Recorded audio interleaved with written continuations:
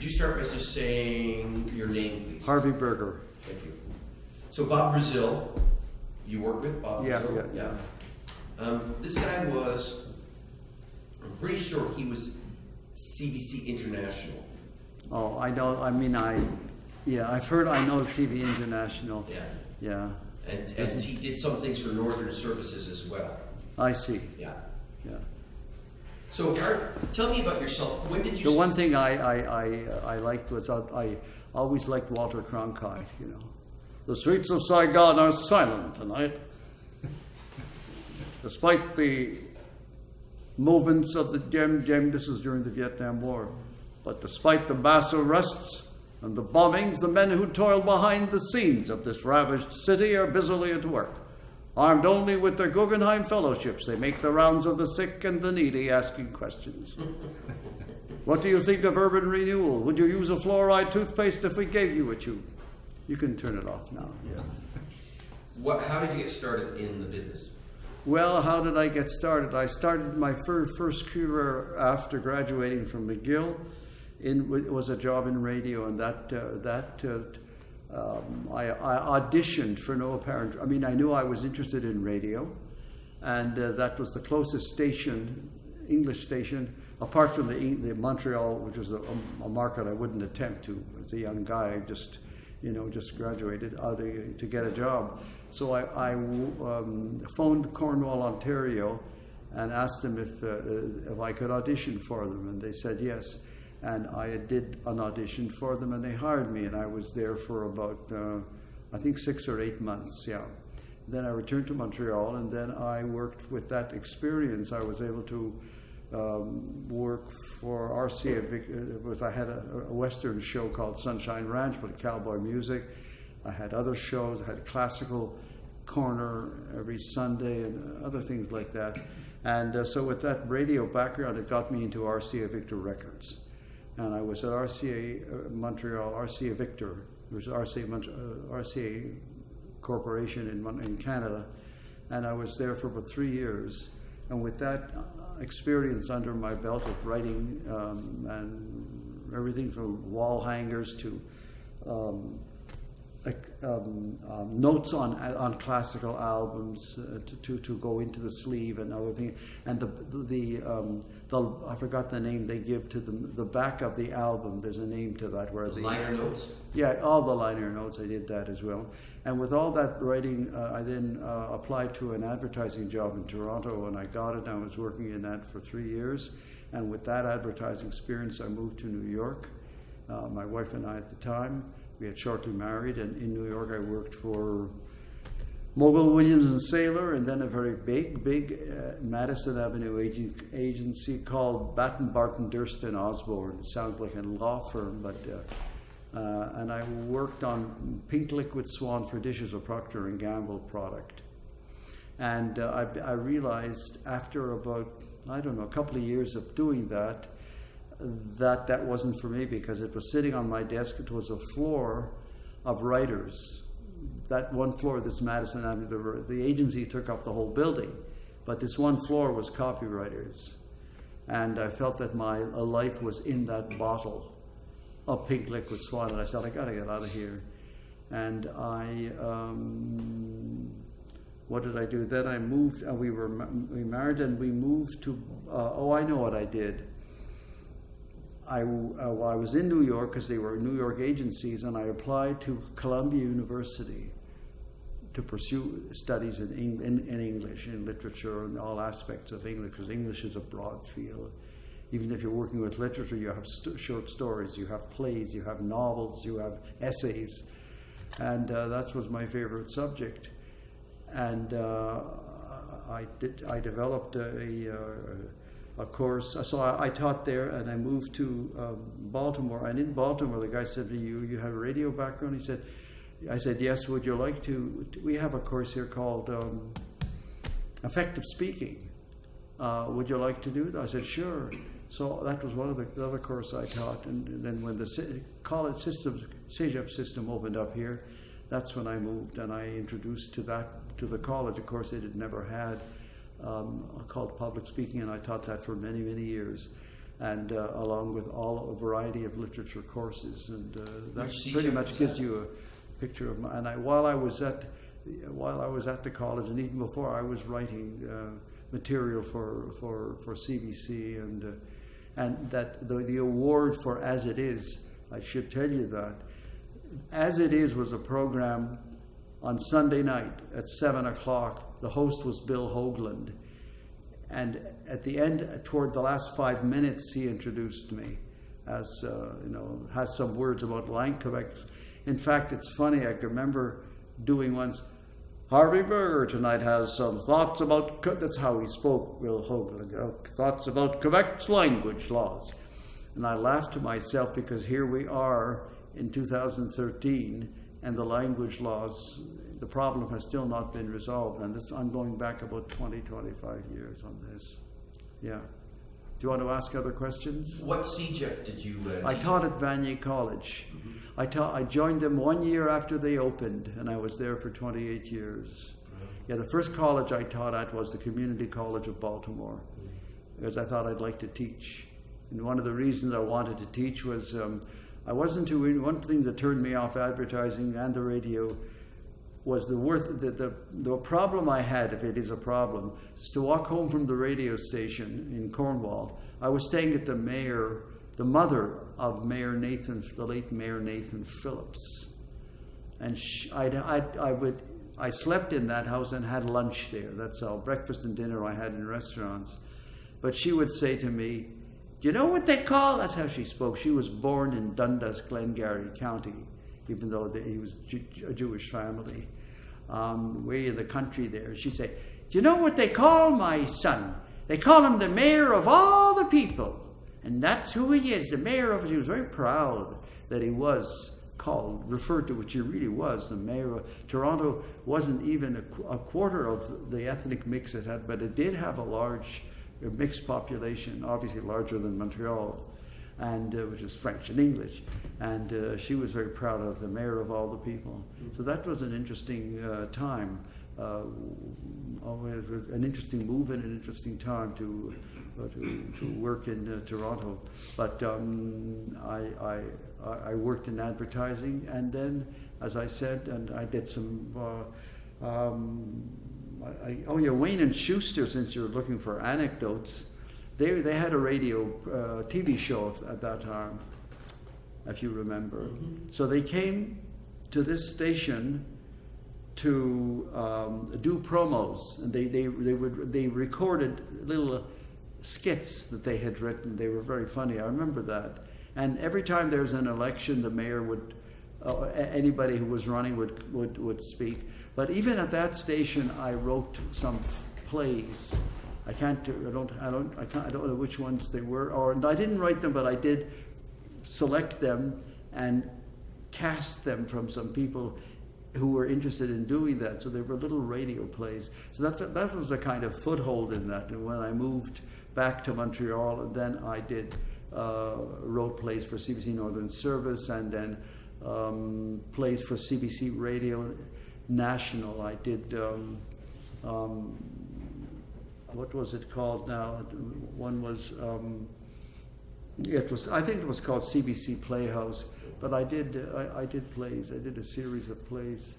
Yeah, I think one of them was The Grapes of Roth, R-O-T-H. Saul Roth owned a fruit store on the Main, and his wife worked with him, and that was basically it. And I wrote a series of plays based on that, and quite a few other things at CBC. With Bob Brazil or other producers, but I don't remember the name. So I did have a foothold in the industry at that in radio at that particular time through the work in Cornwall. And then I forgot who had first suggested to me that I auditioned for this As It Is with CTV, and I remember did that. I did it on I remember it was their studio was in Park Extension, not far from the what used to be the railway station, but now it's something else, the concourse, and you board the train to go further up north. And I remember auditioning, and for CTV, they said that's pretty good. So we said we'll record every Friday afternoon, and then they're broadcast on Friday night. So that's how it worked. The only thing that bugged me was I knew that I should be getting more. I don't think ACTRA was active in that then, or if they were, I didn't even think about it because I got like 150, and I thought I'd be getting a hell of a lot more for doing that kind of thing. But it was good experience for me, and it was a continuation of the writing. But writing the plays was by far writing the dramas and the comedies by far the most interesting for me in that. When did you become a member of ACTRA? Pardon me? When did you become a member of ACTRA? You know, I thought I think ACTRA should be able to. I asked. Carrie? Yeah. Carrie, and she said no. She said it would be impossible to start checking because even if you go to the archives, they charge you for entering the archives.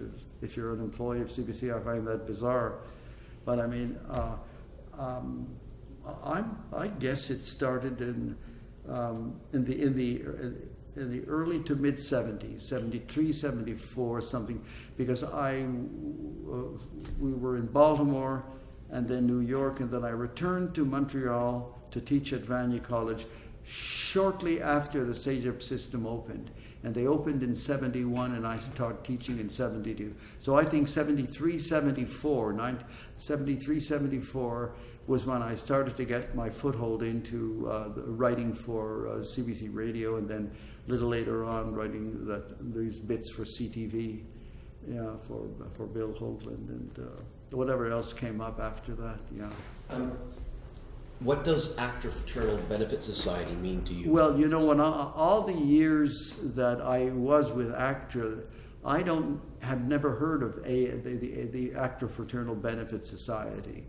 It seemed to be only after I retired, and I retired about 10 or 12 years ago, that it became significant for me, and especially tracing that I had benefits. Before I retired, and I was only retired. I was 69, I'm 80 now, so it's about 11 years ago. So from 60, all the years up until 69, I hadn't concerned myself with social benefits because, I had the Quebec Medicare plan, and you had CARA, well, in addition to that. So we were well covered. CARA, as someone who worked, member of the faculty of Vanier, so I was insured by the government of Quebec, and so I didn't concern myself with it. I mean, ACTRA I was, but not AFBS, no. But certainly now, very much so, yeah. And what does it mean for you now? Well, now that I've met so many of these people, I was at last year's banquet and this year's banquet, so I've been to two of them. It's very pleasant to know that, a good feeling to know that you know people there, and that when you meet them again, you'll be able to say hi and chat with them, and so that helps. And also it's a retirees benefit society. There's certain advantages. Being of good health, despite the Alzheimer's and the foot, I'm active. And so that I don't need any if there's hospitalization, we have it in Quebec. But it's good to know that no matter what happens in the future, when I'm no longer as active as I am, that I might be able to to rely on them. If there were other activities, if there were say senior, well, they're all seniors, but if they had a wider variety, if they did have any kind of variety of social activities, I might be interested in participating. But I'm not as mobile as I'd like to be. So I don't drive, so I can get anywhere with Metro and on foot because I'm a great walker, and despite the cane, and so that every second day I pretty much get out there and do about an hour walk, and on good pavement, that's okay. So I like to chat with people. I like to communicate with people I know or new people. So that would be an advantage of attending further events through ACTRA. As far as auditions, I hardly think, none of these people are called now. Certainly I haven't been, and another guy I know, Fred Smith, hasn't been either. And I don't know to what extent there are roles for 77 to 84-year-old people. I don't know any. Do you? No, I'm still fighting the 60-year-old battle. So. Oh, I see. What's of the work you did yes. as an artist? Mm-hmm. What's the thing you're most proud of? Well, I'm proud of the fact that both for CBC Playhouse, I wrote these plays, and for CBC Northern Service, I wrote them, and I also acted in them. In other words, I was able to express a dual role here, a writer and an actor. So my creative efforts, creative juices were really working there. I'm still creative. I'm with an art therapy group on Monday, which is an Alzheimer's group, and I'm with a writer's circle, which has nothing to do with Alzheimer's, on Tuesday. And so, I'm active in that respect, and that's part of my personality. But I think that's what it means to me. I'm certain. The problem, another problem is the mobility. I mean, if it's for me to start to get downtown on my own, I could take them. I travel to the Scotiabank Cinema for the opera, for 3 years now. Mm-hmm. And I can do that. Get out of my apartment, take the metro at De La Savane, which is right near my 4 blocks from my home apartment. De La Savane Metro transfer, bing, bing, bing. I'm on St. Catherine Street. On St. Catherine Street, I go anywhere. So I can pretty much get anywhere, despite the visual problem and the mobility. Yeah. Who directed your plays for Playhouse? Bob. Well, oh boy, I tried to find the name, and I asked the lady who brought me here, and I'm asking you as well. And I asked her, could you check the archive? And she said, no, it'd be impossible. Well, I don't remember. If you gave me the name of a couple of people, it might click, but I can't, offhand, I can't remember. Right. Yeah. Was it Roman? Pardon me? Roman? Ronan? No. No, Roman? No. What's the greatest artist you've ever met? Who? The greatest artist? Yes. Well, Sir Laurence Olivier in Montreal, and he was in a program called The Ages of Man. I went backstage, introduced myself, and chatted with him. And nothing to do with broadcasting or working with somebody who was. I would have loved to tell you that I worked with Christopher Plummer, because he's from Montreal, but I never did. What was Mr. Olivier's performance like? I'm sorry, what was it? What was Laurence Olivier's performance like? Oh, it was superb. Oh, I mean, if Olivier, the old cliche of reading the phone book, it would be wonderful. Yeah. No, Olivier was just wonderful. There's someone else that I had met, John Gielgud. I'm sorry, I take it back. I never met Olivier. But I did meet John Gielgud, because John Gielgud came to Montreal as he toured probably other cities in the US and Canada for a program called The Ages of Man. And I went backstage to meet him. And there was I remember this, a woman with a large, very wide, large hat. And I said to somebody in the hallway, could you tell me where the dressing room is? So he pointed me there. And there was a lady in front of the door of the dressing room. Are you waiting for Sir John? I said, yes, I am. One moment, please. She said, may I ask you why? I said, yes, I just want to shake his hand because I'm a student of theater. I'm an actor. I just wanted to meet him. One moment, please. And then I did. He was wearing an undershirt, and he was mopping. And I did speak to him. I asked him how he went about preparing for this, I asked him specifically, because I knew I was going to ask him this, are you aware of your breathing as you are doing, he said, no, not at all. I don't think of it at all. No.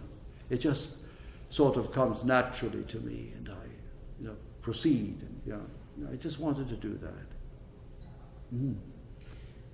What has been the most pleasurable thing about living in Montreal for you? Well, I'm born here. This is my city. And the pleasurable thing is it's a cultural city. It has a history. And for me, I know the city very well. I mean, I lived on Hutchison and Fairmount. My father, after the war, when he worked in an aircraft plant, opened a small fruit store on St. Lawrence near Fairmount. And I knew that area very well. And then he moved further down to St. Lawrence with my brother to La Gauchetière. That got me close to Chinatown. And I would work in these stores after school and on weekends help out. And so, I mean, the city's very much a part of me. And working for RCA Victor Records in the north end of the city, they had an office there. The recording plant was the record division was there, and they also had an office downtown as well. Yeah, and working for the various advertising agencies, it was an experience. I mean, this is my city, this is my background, my roots are here. Je parle français, je suis bilingue, et donc pour moi c'est une chance. Que je n'aurais jamais manqué. Did you ever watch the television series Mad Men? Oh yes, brought back memory. Oh yeah, it brought back distinct memories of the people I worked with in that office. Yeah, and sometimes I said, I'm trying to now to think of some of the interesting things. Oh yeah, for RCA Victor Records, this is interesting. We would meet the record division, the guy in charge of production, the guy in charge of, I was working in the advertising and sales promotion, but there were 3 or 4 other people, and a guy I worked with, Jimmy Yateman, I worked under him. But they had brought in a man from Virginia who was very successful, and he worked for a refrigerated division of RCA. They brought him in to supervise, to manage the record department. So we're sitting in a meeting hall, about 5 or 6 of us, and he asked us questions, which he expected us to know the answers to. And some people said, I don't know. And he got very, very, very angry. And he said to us, shit, I'll tell you guys any goddamn thing you want to know about my business, except about my life,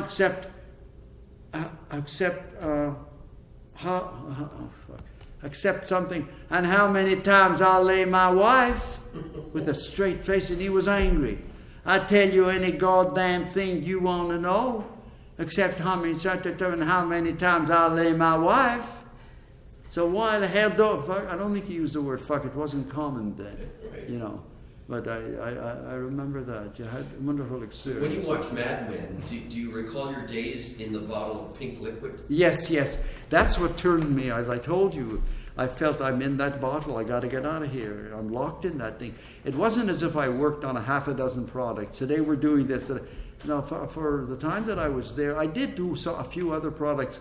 But it seemed once they got that Procter & Gamble account and I was assigned to it, and the other thing that was frustrating on it, interestingly enough, the British in the UK, Procter & Gamble had already produced a series of commercials with a man who was a washing machine repairman. You notice that they remember they picked it up, but it was originally British, and the lines that he did, like. Whatever the name, let's say the product was Lux, it wasn't. Lux gets down to the bottom of the machine, down where the washing's done. And if you buy Lux, it's that kind of stuff. And they'd say to me, so this is what we're doing in the UK, we'd like you to write a series for us here in Canada, okay? And I did, or I don't remember, but I mean the idea of mimicking or mocking or picking up an idea for a series of commercials that had already been established, it turned me off as well. Pretty boring. Boring. So there were number of reasons. Number one, the work wasn't worthwhile. The question of doing work that is worthwhile bothered me for my first job at the radio station. Leaving the station at 4 p.m, going to Mrs. Phillips' house, or where I slept, so I had a room there. And I said to myself, what did I do today that was worthwhile? To chat about products, to push products, to do your hit parade, to do the country western. I love the country western because I could. I invented a sidekick. I'd say today on our program is we have Parsimonious Percy is with us. How you doing, Percy? Well, I'm going to tell you, Harv. I don't hear you play too much Hank Snow. You got anything against Hank Snow? I said, no, I love Hank Snow. And I love Hank Williams. Well, why don't you play them? And I did. And then I get letters. I do like every couple of shows, I bring him back. Eventually I get fan mail. Like requests to this guy, Percy. Yes, right. Dear Percy, would you please play Hank Snow so-and-so? It's kind of ridiculous. But that was all part of the Storytelling. Yeah, that was a part of the fun of doing that, yeah. Storytelling. And there were other good shows there that I did. And I forgot one. I mean, at 5 o'clock I'd play, I had classical music and I'd play your hit parade. And I wrote material and read it. Once I had Charles Lawton come in. Charles Lawton in the studio. How are you, sir? I ask you. It's a real delight to have you here. I must admit, sir, that while I'm happy to be here, I find the weather far from pleasant. It's cold. It's bitter cold. I said, yes, but we'll get better, that kind of thing. So it was great fun. I did my little impressions and stuff. But one step led to another, and ultimately from radio into advertising. And then I said, I can't spend my life doing this. It has no value. People are not helped. When I went to Columbia, got that degree in English, and started teaching at that community college, and then at Vanier, I felt my life had worth, because there's nothing better for me than spending a full day or in front of classes, and they're getting something out of it. They're learning. You can always tell if they're learning because you're asking them questions, you're giving them tests, you're testing them, you're finding out they're doing essays in the classroom, so they can't cheat. And you're benefiting. So that to me was a tremendous experience. If you were to give any advice to a younger person starting out, me? Yes. What advice would you give? Yeah, do what you really want to do, and don't focus so much on the money. Focus on what your heart tells you to do, what you really enjoy doing. Yeah, I could never understand. Well, I had no feeling for math. I couldn't understand somebody becoming an accountant, for example, or even working in production. The person has no interest in accounting, doesn't love math, or doesn't love or take great pleasure in working in some aspect of the business, just for the sake of. I realize people need to work and need to support themselves and need to support their families, but try as much as you can to do something that you really enjoy. Yeah. Acting is hit and miss. I'm going back far before your time. You couldn't make a living then. Now it's a lot easier than it was. But I mean, then it was an unheard of thing. It never entered my mind to pursue it as a career. Right. Always as an avocation. The stand-up comedy grew out of this. I was paid for it, and it led to doing the comedy on CTV and so on. But I would never think of pursuing it full time as a living, because you can't. Those who are doing it now because of maybe more opportunities in television. But if you have children, and family. It's not easy to keep on doing. You're it. obviously good at impersonations. Yes, I am. Yes. I'm sure you've been asked this before. Have you done Woody Allen? Yes. Well, I do. Woody Allen. In fact, I will tell you that I have often been, because of the glasses, often told that I look like Woody Allen. Now, to what extent that happens today, I don't know. But I think there are stronger people with clearer, more distinct personalities and talents to imitate than Woody Allen. Would be more as a producer and director, but not as an actor. Right. He was very good in Sally, the one with whatever the first one was. Annie Hall. Annie Hall, not Sally. Yeah. Finally, it's actor's 70th birthday this year. Could you say to the camera for actor, happy birthday, actor? I certainly will. Okay.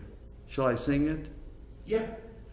Happy birthday to you. Happy birthday to you. Happy birthday, dear actor. Happy birthday to you. How's that? That was beautiful. Yes. Thank you very much. Nice talking with you. Okay.